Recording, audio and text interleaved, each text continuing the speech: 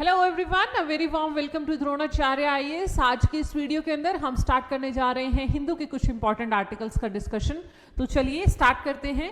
जो हमारी आज की पहली न्यूज है that is related to India and China relations. Alright, काफी टाइम से दोनों ही देशों के रिलेशंस बहुत स्ट्रेन्ड चल रहे थे, लेकिन आप अगर डेट बैक करें पिछले 3-4 महीनों की स्टोरी, तो नेचुरली इंडिया और चाइना अपने रिलेशंस को डिस्टेंगल करने में लगे हुए हैं, इंप्रूव करने में लगे हैं, और आज का ये आर्टिकल उसी को रिप्रेजेंट कर रहा है। ऑलराइट, हमारे जो फॉरेन सेक्रेटरी हैं विक्रम मिस्री, वो इस टाइम पे बीजिंग गए हुए हैं, वहां पर विजिट कर रहे हैं, और जाते ही वहां पर जिन दोनों के बीच में बातचीत हुई है उससे ये इंश्योर हो गया है कि इंडिया और चाइना अब अपने डायरेक्ट फ्लाइट्स फिर से स्टार्ट करने वाली हैं, वीजाज इंश्योर करने वाले हैं। जो भी कंस्ट्रेन्ड मैटर्स थे, चाहे वो मानसरोवर यात्रा से रिलेटेड था आपका, या फिर आपके पिलग्रिमेज से रिलेटेड था, आपके वीजा इश्यूज थे, हर एक इशू के ऊपर डिटेल्ड डिस्कशन हुई है एंड दे आर इंश्योरिंग कि पीपल टू पीपल कॉन्टैक्ट फिर से बने। इस आर्टिकल के अंदर फिर से वही दो स्पिरिट्स जो आपकी एक तरीके से नॉन ऑफिशियल जो इनफॉर्मल समिट्स हुई थी between mister Modi ji and Xi Jinping at Wuhan and at Chennai, Mamallapuram के अंदर जब 2020 में आए थे, उस टाइम पर चीजें बहुत ही, आप कह सकते हैं, रिलेशन दोनों देशों के बहुत अच्छे हुए थे। That was said from Wuhan spirit to Chennai connect की बातें हुई थी, ठीक है जी। लेकिन उसके बाद विद द ऑनसेट ऑफ कोविड-19 चीजें बहुत ज्यादा एंटेंगल होती चली गई, और उसके बाद engagement between the armies at the borders was also the region between the rift, ठीक है। तो उस रिफ्ट को अब फाइनली क्या है, क्रैकडाउन कर लिया गया है, और यहां पर एक यात्रा की बात हुई है, दैट इज मानसरोवर यात्रा। तो आपको ये पता होना चाहिए कि भारत से बहुत सारे श्रद्धालु मानसरोवर यात्रा के लिए जाते हैं। It is between June to September तक ये यात्रा रहती है, ठीक है जी। और ये हमारे यहाँ से 2 स्टेट से लोग जाते हैं, उत्तराखंड से एंड योर सिक्किम से, ठीक है। आपके यहाँ पर उत्तराखंड और सिक्किम से मानसरोवर कैलाश जो माउंटेन है जहां पर लॉर्ड शिवा की प्रेजेंस मानी जाती है, उसके लिए मानसरोवर यात्रा को के लिए विजिट करते हैं लोग। तिब्बत जो चाइना का पार्ट माना जाता है, ठीक है, और बुद्धिस्ट धर्म के लोग भी जाते हैं, जैन धर्म के लोग भी जाते हैं। तो वन ऑफ द मोस्ट पायस आप कह सकते हैं ये क्या है, आपकी यात्रा है।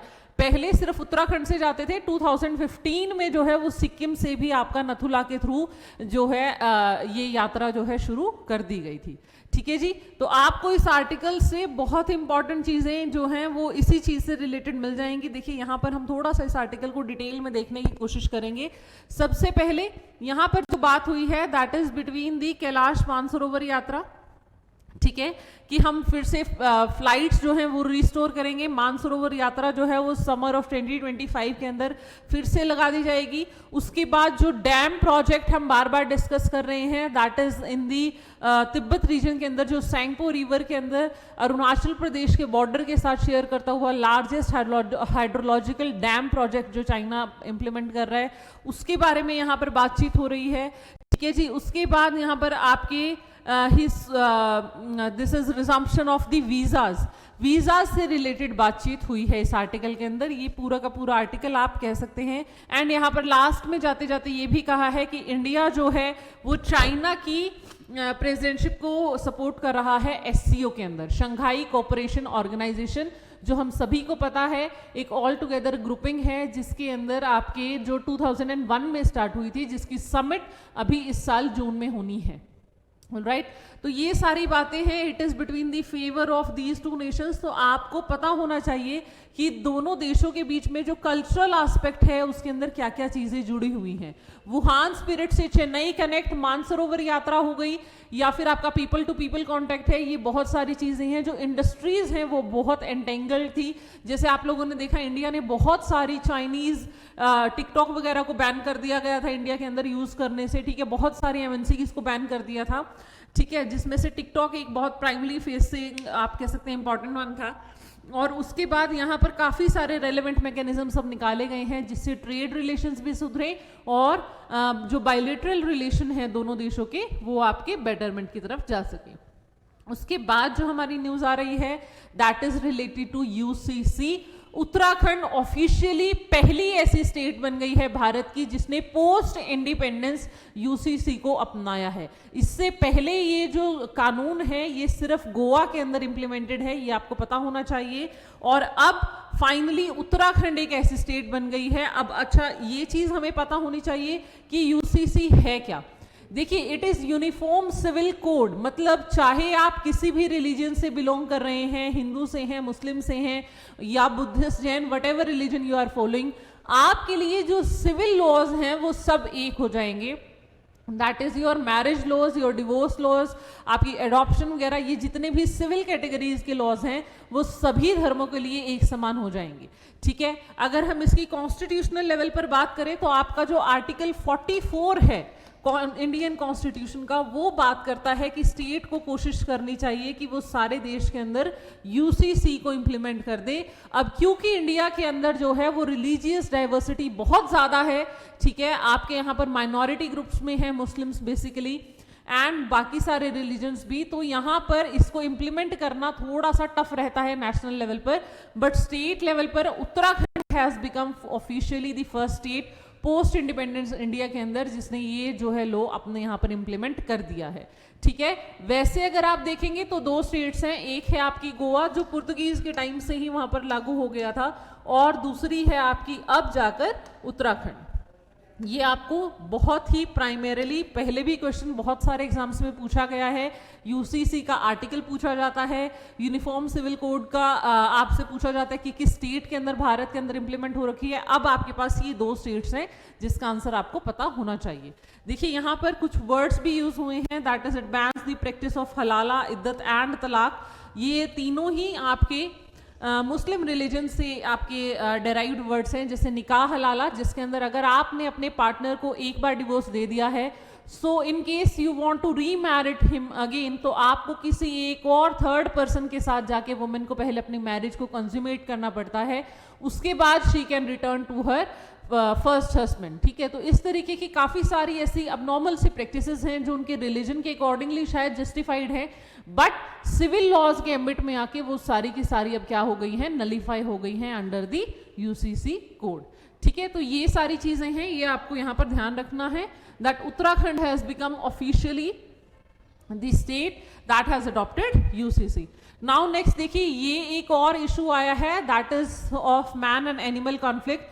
केरला के वायनाड डिस्ट्रिक्ट के अंदर एक ट्राइबल वुमेन को टाइगर ने जो है अटैक करके मार दिया था, लोग काफी गुस्से में थे, और अब इस टाइगर की ही बॉडी जो है डेड बॉडी पाई गई है।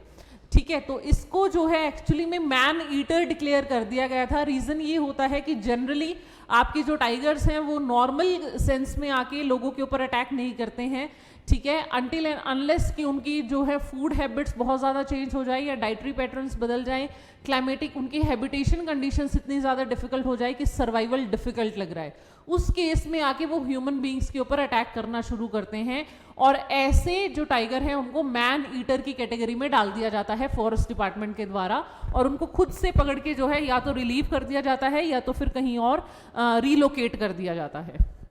ठीक है जी, तो ये जो आपका टाइगर था जिसने वुमेन के ऊपर अटैक किया, उसके बाद उसने एक फॉरेस्ट ऑफिशियल के ऊपर भी अटैक किया, तो इसको फाइनली जो है मैन ईटर की कैटेगरी में डाल दिया गया था, बट नाउ इसी का कॉर्पस जो है वो रिट्रीव किया गया है। रीजन अभी तक पता नहीं है कि क्या कारण है, बट यस ये चीज क्लियर हो गई है कि it is the same animal, because necropsy जो इनकी स्टडी होती है उससे ये रिवील हुआ है कि डीप वाउंड है नेक के ऊपर, जो शायद किसी और टाइगर के साथ अटैक करते हुए है या जैसे भी है, जिसकी वजह से इस टाइगर की डेथ हुई है। ठीक है जी, तो आपको इसको कैसे यूज करना है, देखिए it is a classic example of man and animal conflict, जो आप जीएस पेपर 3 में डाल सकते हो। आप यहां पर सीधा केस स्टडी का नाम उठाएंगे कि वायनाड के इस डिस्ट्रिक्ट के अंदर हुआ ये केस, अभी हाल फिलहाल में हाईलाइट हुआ था। ऑलराइट, ठीक है जी, उसके बाद नेक्स्ट जो हमारी न्यूज है it is from this simultaneous poll से रिलेटेड। हमें पता है वन नेशन वन इलेक्शन का जो मुद्दा है वो काफी टाइम से चल रहा है, ठीक है, और ऐसा नहीं है कि भारत में एक टाइम पर दोनों इलेक्शंस नहीं होते थे। आपको पता होना चाहिए कि वन नेशन वन इलेक्शन का कॉन्सेप्ट क्या है। Alright, so let's take a look. आप वन नेशन वन इलेक्शन का सिंपल सा मतलब है कि लोकसभा और राज्यसभा दोनों के चुनाव एक साथ में हो। अब ये मुद्दा फिर से उठा कैसे है, प्राइम मिनिस्टर मोदी जो है वो अभी एक फिलहाल इवेंट जो है ऑर्गेनाइज हो रखा था, that is by national cadets NCCs के द्वारा, ये जो नेशनल कैडेट कॉर्प्स के एक इवेंट के अंदर मोदी जी पार्टिसिपेट कर रहे थे और वहां पर वो यूथ को आप कह सकते हैं कि उनसे बात करते हुए उन्होंने बोला है दैट जो भारत का यूथ है वो विश्व भर के लिए एक एसेट का काम कर सकता है, लेकिन हमारे देश की ऐसी काफ़ी सारी पॉलिसीज़ हैं जिसकी वजह से उनके जो इवेंट्स हैं, उनकी जो वर्किंग है वो हैम्पर होती है, जिसमें से रीअकरिंग इलेक्शंस एक है। ठीक है, अकॉर्डिंग टू हिम कि अगर आपके यहाँ पर क्योंकि इलेक्शंस बार बार होने से इलेक्शन ड्यूटी लग जाती है, आचार संहिता लग जाती है, जिसकी वजह से जो गवर्नमेंट स्टाफ है वो सारा इलेक्शन ड्यूटी में बिजी हो जाता है, स्कूल्स में कॉलेजेस में टीचर्स अच्छे से पढ़ा नहीं पाते हैं, तो स्मूथ फंक्शनिंग जो है वो रुक जाती है। ठीक है, तो आपको पता है कि वन नेशन वन इलेक्शन को काफ़ी टाइम से रिट्रीव किया जा रहा है। इनफैक्ट जो हमारे प्रीवियस प्रेसिडेंट थे दैट इज रामनाथ कोविंद जी, उनकी लीडरशिप के अंदर भी एक कमेटी बिठाई गई थी जिसके आधार स्वरूप इस बार के जो पिछला लोकसभा सेशन गया है उसके अंदर भी ये बिल आपका पारित किया गया था।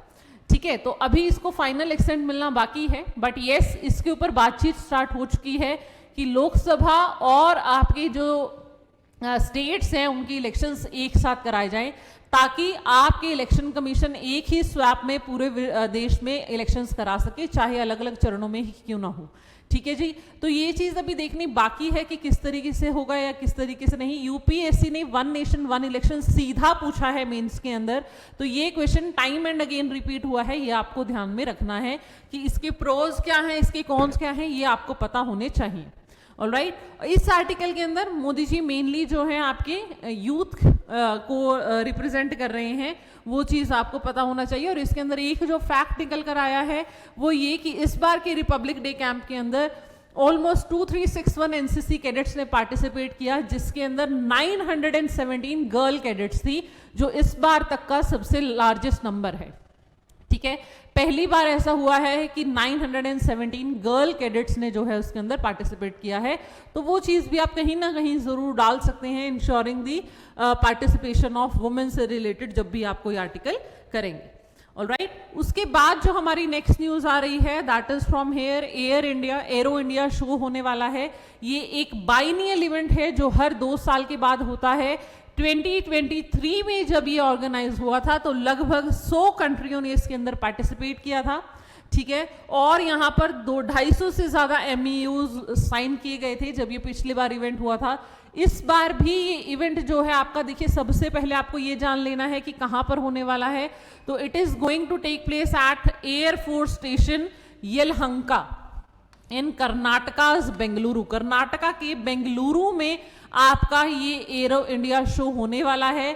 और अभी तक के डाटा के हिसाब से 15 कंट्रीज जो हैं वो अपने आप को इसके अंदर साइन कर चुकी है, जिसमें से फ्रांस एक ऐसा नेशन है जो सबसे ज्यादा अपनी चीजें एग्जिबिट करने वाला है एरो इंडिया शो के अंदर। ठीक है, तो ये क्वेश्चन कई बार पूछा जाता है कि एरो इंडिया शो के अंदर सबसे ज्यादा एग्जिबिटर्स किस देश की तरफ से थे, तो that is from France. Alright, उसके बाद देखिए यूएसए जो है वो आपका सेकंड स्पॉट पे है, 27 कंपनीज हैं वहां से जो रजिस्टर कर चुकी है।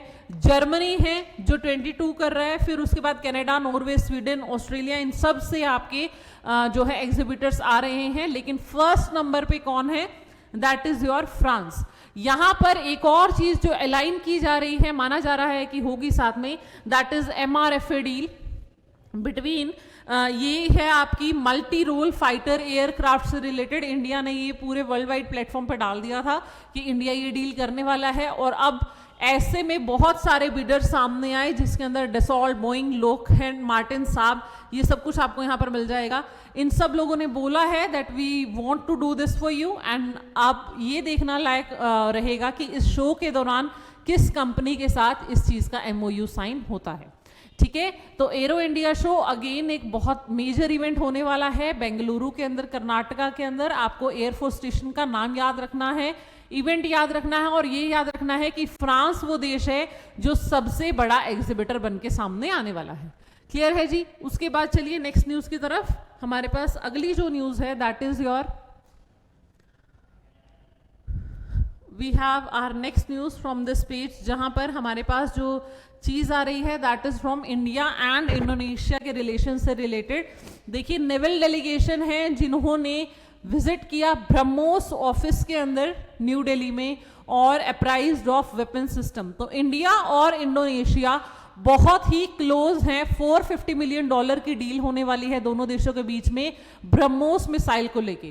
पहले भारत ये मिसाइल जो है फिलीपाइंस के साथ ये डील कर चुका है and that is back in 2022, जहां $375 मिलियन की डील जो है भारत साइन कर चुका है। और अब हमारा दूसरा देश जिसके साथ हम ब्रह्मोस की डील करने वाले हैं दैट इज योर इंडोनेशिया। अब ब्रह्मोस मिसाइल कौन सी है? It is a supersonic cruise missile जो हमने बनाई है, इंडिया और रशिया का जॉइंट वेंचर है ये, और इसका नाम भी जो आया है वो दोनों देशों की इंपॉर्टेंट नदी से रिवर सिस्टम से आया है, दैट इज इंडिया की ब्रह्मपुत्रा और उधर से है मॉस्को रिवर। ठीक है, दोनों को मिला के ब्रह्मोस नाम दिया गया है और यही इसकी इंपॉर्टेंस है। हमारा जो सेटलमेंट है वो रशिया के साथ है एंड अब भारत जो है वो आगे इसको सबलेट कर रहा है। तीनों ही मॉड्यूल्स के अंदर that is land, air and water, तीनों ही तरीके से इसको जो है मिसाइल को आपका ड्रॉप आउट किया जा सकता है और भारत इन तीनों में ही सक्षम है। फिलीपाइंस के साथ भी जो है तीनों आपके डील जब हुई थी तो तीनों चीजों के बारे में ही हुई थी, दैट इज आपके दैट इज तीनों ही वेरिएंट्स की डील हुई थी, that is air, land and water. और अभी भी इंडोनेशिया के साथ हमारी मतलब इंडोनेशिया अब सेकेंड नेशन बनेगा जिसके साथ फिलीपाइंस की इंडिया की ये डील होने वाली है। तो आपके लिए क्वेश्चन हर तरीके से आ सकता है, ब्रह्मोस को लेके आ सकता है जो आप GS paper 3 science and tech में पढ़ते हैं। आपको पता होना चाहिए कि भारत के किस देश के साथ इसको लेके साइन आपके वेंचर जॉइंट वेंचर हो चुका है, मतलब आपका किसके साथ ये वेंचर है, दैट इज इंडिया और रशिया। किसके साथ हमारी डील्स हो चुकी हैं वो भी पता होना चाहिए, फिलीपाइंस, और अभी बहुत ही आप कह सकते हैं ऑलमोस्ट फाइनल स्टेज पे है, that is with your Indonesia. Alright, ठीक है जी। उसके बाद जो हमारी नेक्स्ट आर्टिकल आ रही है दैट इज फ्रॉम हेयर। यहाँ पर देखिए जो डिजिटल न्यूज पब्लिशर एसोसिएशन है भारत की तरफ से, जो मेनली टीवी और प्रिंट मीडिया को केटर करती है, उन्होंने एक सूट डाला है जिसके अंदर उन्होंने ओपन एआई, चैट जीपीटी भी जिसमें इन्वॉल्व है, उनके ऊपर सीधा सीधा क्लेम किया है कि यहाँ पर जो है वो इनफिल्ट्रेशन ऑफ डाटा हो रहा है। मतलब ऐसा बहुत सारा डाटा जिसके ऊपर आईपीआर रिस्ट्रिक्शंस है, जिसके ऊपर रिस्ट्रिक्शंस है, उसको मेटिकुलसली यूज कर रहा है ओपन एआई अपने फायदे के लिए ताकि वो चैट जीपीटी को फीड करा सके। ठीक है, and it is a clear breach of privacy and your digital consent. उस चीज से रिलेटेड आपका ये पूरा आर्टिकल है, देखिए यहाँ पर पढ़ भी लेंगे। दिस इंटरवेंशन हाईलाइट्स, देखिए यहाँ पर सबसे पहले यहाँ से शुरू करते हैं। The digital news publisher association it has intervened in a copyright lawsuit। copyright lawsuit हुआ है against open AI company behind the chat GPT. Chat GPT जो आजकल सब यूज कर रहे हैं उसका जो पीछे कंपनी है दैट इज ओपन एआई, उनके खिलाफ ये लॉ सूट फाइल किया गया है। रीजन ये बताया है कि सिग्निफिकेंट कंसर्न्स हैं, that is unauthorised mass copying and use of copyrighted works. जो मैं आपको बता रही हूं कि इन लोगों का क्लेम है कि बहुत सारा ऐसा डाटा जो मास कॉपीराइट के अंडर है, जिसके ऊपर आईपीआर रिस्ट्रिक्शंस है, उसको यूज किया जा रहा है चैट जीपीटी को फिल्ट्रेट कराने के लिए, उन लोगों को क्या कराने के लिए, उसको फीड कराने के लिए, and that is a clear intervention in the privacy system. ठीक है, तो उस चीज से रिलेटेड ये पूरा का पूरा मामला सामने आया है। अब इसका रिजल्ट क्या होगा, किस तरीके से इसकी सुनवाई होनी है, वो चीज हमें देखनी पड़ेगी। लेकिन ये one of the important news है कि इस तरीके से आपका एक लॉ सूट बिगिन हो चुका है जो कंसर्निंग है नेचुरली। देखिए डिजिटल मीडिया से रिलेटेड बहुत सारी ऐसी चीजें हैं जो सरफेस अप होती हैं टाइम एंड अगेन, जिसके अंदर हमारे कंसर्न्स जो एसोसिएटेड हैं वो शायद प्रॉपरली एड्रेस हो भी नहीं पाते हैं। ठीक है, क्योंकि आपका डाटा, आपकी मीडिया, आपकी प्राइवेट लाइफ सोशल मीडिया के थ्रू या आपके मैसेंजर्स के थ्रू या जैसे भी, that is completely on digital mode, ठीक है, एक वाइबल मोड के अंदर चली गई है जहां से वो किसी भी तरीके से डिस्क्रिपेट हो सकती है, and that is a clear intervention of your privacy, ठीक है। कुछ दिन पहले भी हमने आर्टिकल पढ़ा जहां हमने देखा कि सरकार जो है वो डाटा प्रोटेक्शन रूल के अंदर ये चीज भी रख रही है कि अगर गवर्नमेंट चाहे तो वो कोई भी डाटा एक्सेस कर सकती है। कोई भी डाटा अगर गवर्नमेंट एक्सेस कर सकती है तो मतलब वो कहीं ना कहीं वल्नरेबल स्टेज में पड़ा है, उसे फिर कोई भी यूज कर सकता है। ऑलराइट, तो that is clear violation of end to end encryption, जो कहा जाता है कि आपका डाटा आपसे लेके जहां आपको भेजना है सिर्फ वहीं तक जा रहा है। It is a clear intervention of that thing कि अगर कंपनीज के पास बैकअप सारा है तो। ऑलराइट, तो उसी चीज को हाईलाइट करते हुए ये पूरा का पूरा आपका आर्टिकल आया है आज न्यूज़पेपर में। नेक्स्ट जो न्यूज हमारी है that is related to Teesta dam in Sikkim. कुछ दिन पहले फ्लड आने की वजह से ये पूरा का पूरा डैम जो है वो खराब हो गया था, बर्बाद हो गया था, लेकिन अब इसको फिर से रिकंस्ट्रक्शन की एक्सटेंट मिल गई है। तीस्ता डैम सिक्किम के अंदर है, तो देखिए सीधा सीधा इस तरीके की चीजें आपके जैसे हमने कुछ दिन पहले मैटूर डैम पढ़ा था, ठीक है, हमने योर मुल्ला पेरियार डैम पढ़ चुके हैं हम, ठीक है जी, आपका सलाल, बगलिहार, दलहस्ती ये वाले हैं जो चिनाब रिवर के ऊपर हैं, वो सारे पढ़ चुके हैं। तो काफ़ी सारे ऐसे डैम्स हैं जो टाइम एंड अगेन न्यूज़ में आते रहते हैं और आपको पता होना चाहिए किस रिवर सिस्टम के अंदर और कौन सी स्टेट के अंदर प्राइमरीली ये लोकेटेड है। पीसीएस के लिए अगर आप प्रिपेयर कर रहे हैं तो वहां पर आप इस क्वेश्चन को बहुत ही नॉर्मली एक्सपेक्ट करते हैं, जहां डैम या उनकी स्टेट या उनके रिवर्स आते हैं। यूपीएससी ने भी पिछली बार ऐसा कोई क्वेश्चन पूछा है। ऑलराइट, तो यूपीएससी भी ये चीजें बहुत इजीली टारगेट करती है। रिवर सिस्टम से क्वेश्चन किसी भी तरीके से फ्रेम हो सकता है, चाहे डैम से रिलेटेड हो, सिटी से रिलेटेड हो, ट्रिब्यूटरी से रिलेटेड हो। अगर एक बार चीज न्यूज में आ गई है तो आपको उसके आसपास का सब कुछ कवर कर ही लेना है। और क्योंकि इस बार तो सब कुछ चल ही रिवर सिस्टम से रिलेटेड रहा है, तो आपको पता ही होना चाहिए, चाहे फिर वो महासंगम से रिलेटेड हो, प्रयागराज से रिलेटेड हो, जिसकी वजह से पूरा गंगा और ब्रह्मपुत्रा गंगा यमुना रिवर सिस्टम सारा आपका न्यूज में आके वैसे ही इवेंट वाइज बहुत बड़ा है, ठीक है, तो वो वैसे ही इनक्रेडिबली न्यूज है, तो आप एक्सपेक्ट कर सकते हैं। पिछले ही बार यूपीएससी ने सीधे सीधे गंगा की ट्रिब्यूटरीज को लेफ्ट टू राइट ऑर्गेनाइज करने के लिए बोला है। उससे आसान क्वेश्चन यूपीएससी ने कभी नहीं पूछा है, ठीक है जी। तो आप बड़े ही आराम से एक्सपेक्ट कर सकते हैं कि यूपीएससी रिवर सिस्टम से जो क्वेश्चन उठाता है वो बहुत बेसिक और बहुत ही इंपॉर्टेंट होते हैं, बस आपको उसको क्रैक आउट करना पड़ेगा, वो चीज ध्यान रखनी पड़ेगी, ठीक है। तो back to our article, it is related to your that is Teesta dam on the river Teesta for sure, ठीक है। और इसको फिर से प्रोजेक्ट को जो है डेवलप करने की जिम्मेदारी दी गई है सिक्किम ऊर्जा लिमिटेड को, ठीक है, साउथ। और इसको बात ये कही गई है कि अर्ली वार्निंग सिस्टम के साथ हो। पहले ये रॉक और कंक्रीट का बना था, अब इसको सेफ्टी वाइज इंश्योर करने के लिए इसको कंप्लीटली कंक्रीट मटेरियल का बनाने की बात की गई है। और ये बात की गई है कि टाइमली आपके गेट्स ओपन हो सके ताकि जो फ्लड फ्लो है उसको कंट्रोल किया जा सके, ठीक है। फ्लड के कारण ये पूरा डैम टूट गया था, अब ये फिर से रीइंस्टेट किया जा रहा है। इसी से रिलेटेड ये पूरा का पूरा आर्टिकल है आपका। ऑलराइट, चलिए जी नेक्स्ट चलते हैं न्यूज के अंदर। नेक्स्ट जो हमारी चीज आ रही है that is related to your text and context में हमारे पास दो आर्टिकल्स हैं आज।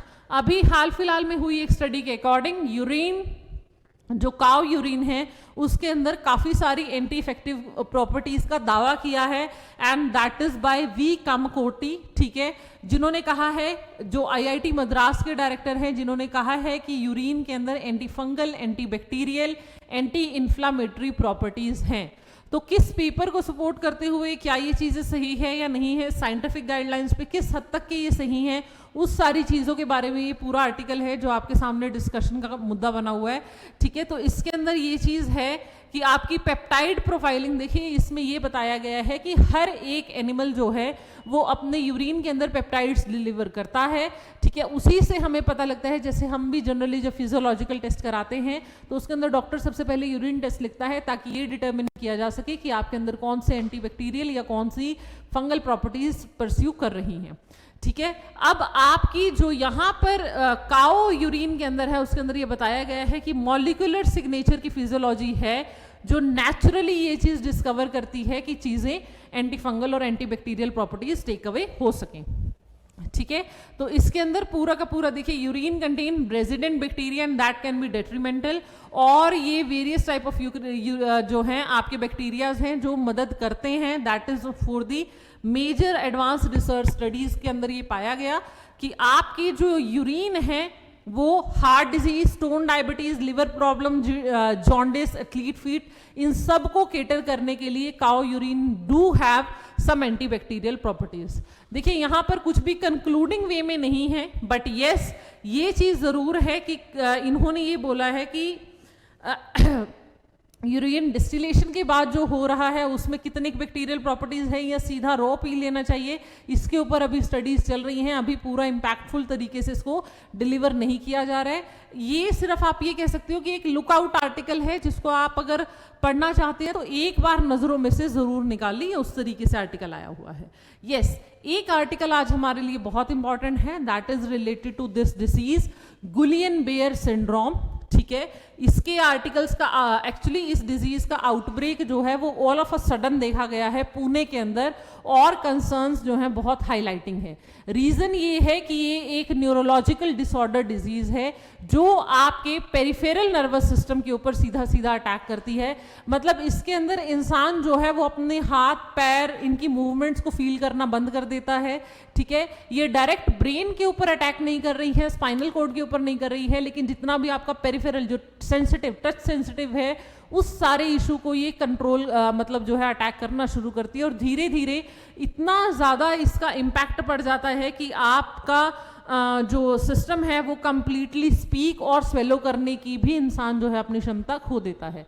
ठीक है, तो काफ़ी कंसर्निंग है ये डिसीज जो है, और इसका आउटब्रेक साथ के साथ कंट्रोल कर लिया जाए तो बहुत ज़्यादा बेहतर रहेगा, एल्स और otherwise it can prove quite lethal. यही चीज़ इस आर्टिकल के अंदर आपकी डिस्कस हुई है। तो देखिए यहाँ से पढ़ना शुरू करेंगे इस आर्टिकल को। It is an auto immune neurological disorder in which a person's immune system attacks peripheral nerves leading to muscle weakness that can progress to paralysis। देखिए ऑटो इम्यून सिस्टम है जिसमें आपका खुद का इम्यूनिटी सिस्टम जो है attack करना शुरू कर देगा पेरिफेरल नर्वस सिस्टम के ऊपर, और वहां से चीजें जो हैं प्रॉब्लमेटिक होनी स्टार्ट हो जाती हैं। ठीक है, उसके बाद यहाँ पर इस चीज के बारे में बहुत ही ध्यान से बताया गया है कि ऑलमोस्ट 1 लाख लोगों में ये 1 से 2 लोगों में देखा जाता है। पूरे अभी तक अंडरस्टूड नहीं है, लेकिन WHO के हिसाब से द बैक्टीरिया जो इसको कॉज करता है दैट इज कैम्पिलोबैक्टर जेजुनी।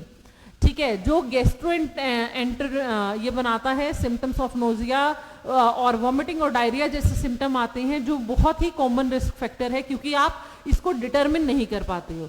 ठीक है, और उसके बाद जो है इसके अंदर जो एक और चीज हमारे लिए इंपॉर्टेंट है कि इफेक्ट कैसे होता है, जो मैंने अभी आपको बताया, पेरिफेरल नर्वस सिस्टम को कंट्रोल करेगा। पहले आपको वीकनेस दिखेगी, आपका कंट्रोल खत्म होगा, आपके हाथ पैर सुन पड़ने शुरू हो जाएंगे, आपको समझ में नहीं आएगा कि किस तरीके से है, लेग्स में पेन बहुत ज़्यादा होगा, इस तरीके से चीज़ें होंगी, और यहाँ तक कि आपके स्वेलो और स्मेल की भी आपकी पूरी पावर डिफंक्शन हो जाती है। ट्रीटमेंट क्या है, देखिए कोई क्योर नहीं है इस डिजीज का, ऐसा इस स्टडी के रूप में बताया गया है। कुछ ट्रीटमेंट्स हैं जिसके अंदर 2 थेरेपीज का नाम आपके लिए इंपॉर्टेंट है यहाँ पर। ठीक है, अगर हम इस पूरी प्रॉब्लम की मेडिकेशन की बात करें, ट्रीटमेंट की बात करें, तो देखिए यहाँ पर आपकी 2 ट्रीटमेंट्स बताई गई हैं, एक है प्लाज्मा एक्सचेंज और एक है इंट्रावेनस ग्लोबुलिन थेरेपी। ठीक है, प्लाज्मा एक्सचेंज के अंदर जो लिक्विड पार्ट है आपके ब्लड का वो रिमूव किया जाता है, उसे ट्रीट किया जाता है और फिर से वापस बॉडी के अंदर इंजेक्ट कर दिया जाता है। ऑन दी अदर हैंड जो आपकी इम्यूनोग्लोबुलिन थेरेपी है उसके अंदर आपके पास इंट्रावेनस इसको इंजेक्ट किया जाएगा बॉडी के अंदर।